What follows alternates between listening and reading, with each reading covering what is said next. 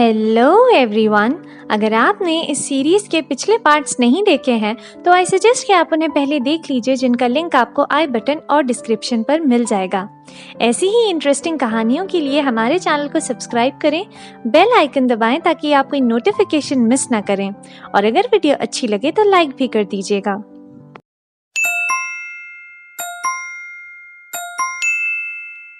Episode 5 की शुरुआत होती है दियोक से, जो म्यूंगजिन के गले पर चाकू रखे हुए था, जबकि म्यूंगजिन अपने बेटे को आखिरी बार कॉल करता है।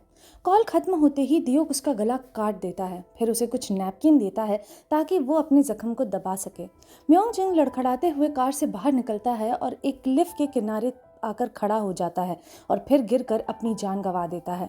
दियोक ही ना तो उसे बचाने की कोशिश करता है, ना ही उसकी तरफ बढ़ता है, बस उसे गिरते हुए देखता रहता है। सीन कट होता है और अब हम आते हैं प्रेजेंट टाइम में, जहां मिसेस रा दियोक को एक टेबल पर उसके साथ बैठी होती हैं। टेबल के बीच वही अंगूठी रखी है और दियोक मिसेस रा से पूछता है कि ये सब कुछ क्या है, जिस पर मिसेस रा कबूल करती है कि उसने उस दिन दियोक का पीछा किया था और म्यूंगजिन की जान बचा ली थी, लेकिन उसे भयंकर ब्रेन डैमेज हो गया था, इसीलिए उसने उसे एक नर्सिंग होम में रख दिया था। फिर वो दियोक को शांत करते हुए उसे चिंता ना करने के लिए कहती है और ये रिवील करती है कि म्यूंगजिन की मौत 3 महीने पहले ही हो चुकी है, इसीलिए टेंशन वाली कोई बात नहीं है। दूसरी तरफ सियोक जंगल में शिकार पर निकल जाती है। वो लोकल जंगली सुअरों को मार रही होती है और उसके इस रूप को देखकर योंगजू समझ जाता है कि कुछ तो गड़बड़ है, लेकिन सियोक उसे कुछ भी नहीं बताती। फिर उसे पुलिस स्टेशन से बुलावा आता है और वहाँ से वो सीधे हॉस्पिटल में की यंग से मिलने जाती है।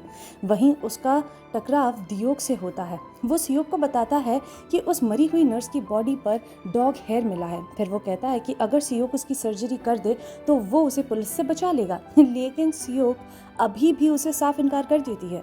पुलिस स्टेशन में इंस्पेक्टर यांग और बाकी पुलिस वाले डिटेक्टिव ली की गुमशुदगी की छानबीन कर रहे होते हैं। आई होप आपको याद होगा कि लास्ट एपिसोड के एंड में डिटेक्टिव ली दियोक के साथ था। अब इन लोगों में बातें हो रही होती हैं कि तभी यांग को पता चलता है कि दियोक ही आखिरी इंसान था जिसने ली को कॉल किया था। इसी बीच एक पुलिस वाला डिटेक्टिव सॉन्ग एक सस्पिशियस आदमी से उसकी कार में मिलता है और उसे मिन के बारे में बताता है, जो एक इलीगल सर्जरी ब्रोकर है। इंस्पेक्टर यांग दियोक से मिलता है। दियोक कहता है कि डिटेक्टिव ली उससे उस रात मिलना चाहता था, लेकिन उसने मिलने से मना कर दिया था क्योंकि उसकी तबीयत ठीक नहीं थी। वो ये भी कहता है कि ली उससे यांग की रिश्वतखोरी के बारे में बात करना चाहता था।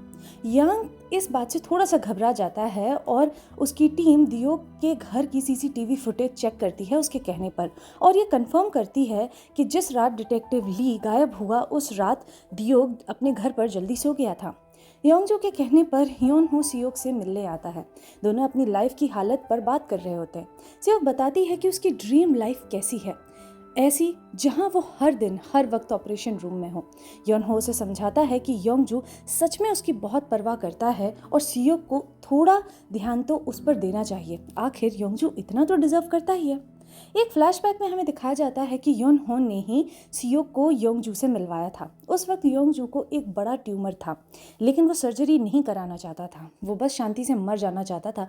लेकिन सियोक उसे बताती है कि अगर उसने कुछ नहीं किया तो उसकी मौत धीरे धीरे और दर्दनाक होगी। वो उसे मनाती है कि अगर सर्जरी फेल भी हो गई तो कम से कम उसकी मौत जल्दी और कम तकलीफ वाली होगी, और अंत में सियोक सर्जरी में कामयाब हो जाती है और ह्योनजू को उस जानलेवा बीमारी से भी बचा लेती है। प्रेजेंट टाइम में योंगजू फार्मेसी में होता है, तभी 2 आदमी अंदर आते हैं। उनमें से एक वही सस्पिशियस आदमी था जो पहले डिटेक्टिव सॉन्ग से मिला था। अगली सुबह सियोक देखती है कि योंगजू घर पर नहीं है, तो वो उसे कॉल करती है। योंगजू कहता है कि वो क्लास में है और इसके बाद वो मूवी देखने जाएगा, लेकिन रियलिटी में वही सस्पिशियस आदमी योंगजू को एक बेसमेंट में कैद किए हुए था। वो उसकी पिटाई करता है और उससे बार बार पूछता है कि नर्स को किसने मारा। सियोक मूवी थिएटर जाती है और खुद के लिए एक टिकट खरीदती है। मिसेस रा जो उसका पीछा कर रही होती है ये सब देखती है और दियोक को रिपोर्ट कर रही होती है, जो उस वक्त एक डिपार्टमेंटल स्टोर में होता है। दियोक फिर वहाँ से कुछ मीट खरीदता है और निकल जाता है।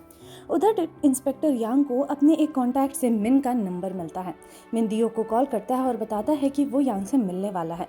फिर वो ये भी इशारा करता है कि उसे सियोक के बारे में सब कुछ पता है, जिससे दियोक बुरी तरह परेशान हो जाता है। दियोक तुरंत इंस्पेक्टर यांग को कॉल करता है और मिलने की बात करता है, लेकिन यांग मना कर देता है। फिर हम देखते हैं कि दियोक मिन और उसके आदमी से अपने लग्जरी अपार्टमेंट में एक मीटिंग करता है। दियोक सियोक को बचाने के लिए मिन से डील करने को तैयार है। ये सुनकर मिन को थोड़ा शक होता है कि कहीं दियोक और सियोक का कोई अफेयर तो नहीं चल रहा है। वो पूछता है कि क्या इन दोनों के बीच में कुछ चल रहा है। ये बात सुनकर दियोक गुस्से से तलमिला जाता है और मिन सोच में पड़ जाता है कि आखिर इन दोनों के बीच में है ही क्या। दियोक को इतना ज्यादा गुस्सा आता है कि वो मिन का गला काट देना चाहता था, लेकिन वो ऐसा कर नहीं सकता था। तभी यांग मिन को कॉल करता है और उनकी मीटिंग के बारे में बात करता है, लेकिन मिन कहता है कि अब वो उससे नहीं मिलना चाहता। मिन दियोक को बताता है कि उसे फैसला लेने के लिए थोड़ा वक्त चाहिए और फिर दियोक वहाँ से चला जाता है। उसके बाद यांग किसी को कॉल करता है और कहता है कि सर्जरी शेड्यूल कर दो। इस पॉइंट पर मिन, इंस्पेक्टर यांग और दियोक ये तीनों ही अपना एक अलग गेम खेल रहे थे। खैर, दूसरी तरफ मूवी के बाद भी सियोक को योंगजू नहीं मिलता। तभी उसे योंगजू के नंबर से कॉल आता है और कॉल करने वाला एक एड्रेस देता है। सियोक वहां पहुंचती है और देखती है कि योंगजू बुरी तरह पिटा हुआ है। फिर उसे उस गैंगस्टर के पास ले जाया जाता है जिस पर उसने पहले एपिसोड में ऑपरेशन किया था। गैंगस्टर कहता है कि उसे डर है कि नर्स की हत्या की बात अगर बाहर निकली तो उसके खुद के लोग फंस सकते हैं। इसीलिए वो सियोक से कहता है कि मिन को रास्ते से हटा दे ताकि उनका नाम साफ सुथरा बना रहे। घर लौटते वक्त सियोक योंगजू से पूछती है कि क्या उन्हें फिलीपींस शिफ्ट हो जाना चाहिए, लेकिन योंगजू साफ मना कर देता है। दोनों के बीच बहस चल रही होती है, तभी फायर ट्रक्स उनके आसपास तेजी से निकलने लगते हैं। सियोक जब घर पहुंचती है तो देखती है कि उसका शेड जहां उसके डॉग्स रहते थे वो जल रहा है। वहाँ मिसेस रा पहले से ही मौजूद होती है और हम देखते हैं कि वो दियोक को कॉल करके कहती है कि काम हो गया। यानी कि दियोक के कहने पर मिसेस रा ने सियोक के कुत्तों के शेड में आग लगा दी थी और अब उसके कुत्ते जलकर मर गए थे। सियोक गुस्से में दियोक को कॉल करती है और कहती है कि वो उससे अभी मिलना चाहती है। दोनों एक जगह तय करते हैं और वहाँ सियोक अपनी कार सीधे दियोक की कार में ठोक देती है। फिर से ठोकती है, बार बार ठोकती है। दियोक ही बाहर आ जाता है और दोनों कारों के बीच खड़ा हो जाता है। सियोक उसकी तरफ गाड़ी लेकर बढ़ती है, लेकिन आखिरी पल पर अपनी गाड़ी मोड़ लेती है। थोड़ी देर बाद मिन सियोक के घर आता है। वहाँ युनहो और युनजो भी होते हैं। मिन सियोक को एक काम देता है, लेकिन सियोक और युनहो दोनों मना कर देते हैं। तब मिन उसे याद दिलाता है कि उन लोगों को उसकी बात माननी ही पड़ेगी, क्योंकि उन लोगों पर अभी भी उसका 120 मिलियन वॉन का कर्ज बाकी है। एपिसोड के एंड में सियोक, युनहो और युनजो तीनों एक बड़े जहाज में खड़े होते हैं जहां मिन के क्लाइंट्स की सर्जरी होनी है। ये सर्जरी 2 सर्जनों द्वारा की जानी थी और सबको हैरानी होती है जब वो दूसरा सर्जन सामने आता है। ये दूसरा सर्जन कोई और नहीं बल्कि खुद दियोक था। और इसी के साथ ये एपिसोड यहीं ख़त्म हो जाता है।